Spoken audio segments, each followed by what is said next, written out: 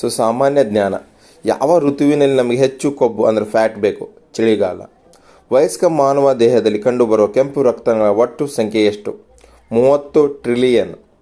ಯಾವ ವರ್ಷದಲ್ಲಿ ಭಯೋತ್ಪಾದಕರು ನ್ಯೂಯಾರ್ಕಿನ ವಿಶ್ವ ವಾಣಿಜ್ಯ ಕೇಂದ್ರಕ್ಕೆ 2 ವಿಮಾನಗಳನ್ನು ಡಿಕ್ಕಿ ಹೊಡೆಸಿದರು?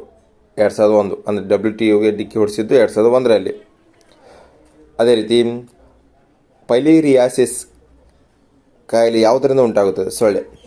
ಪ್ಯಾಥೋಮೀಟರ್ ಅನ್ನು ಯಾವುದನ್ನು ಅಳತೆ ಮಾಡಲು ಬಳಸಲಾಗುತ್ತದೆ? ಸಾಗರದ ಆಳ.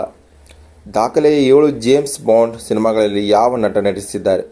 ರೋಜರ್ ಮೂರ್. ಯಾವ ದೇಶದಲ್ಲಿ ಮೊದಲ ಮನುಷ್ಯ ಚಂದ್ರಯಾನದ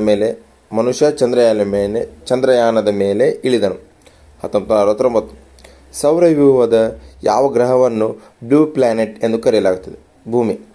ಟೆಲಿವಿಷನ್ ಮತ್ತು ಕಂಪ್ಯೂಟರ್ ಮಾನಿಟರ್ಗಳಲ್ಲಿ ರೇನ್ಬೋಸ್ ರಚಿಸಲು ಯಾವ ರಾಸಾಯನಿಕ ಅಂಶವನ್ನು ಬಳಸಲಾಗುತ್ತದೆ?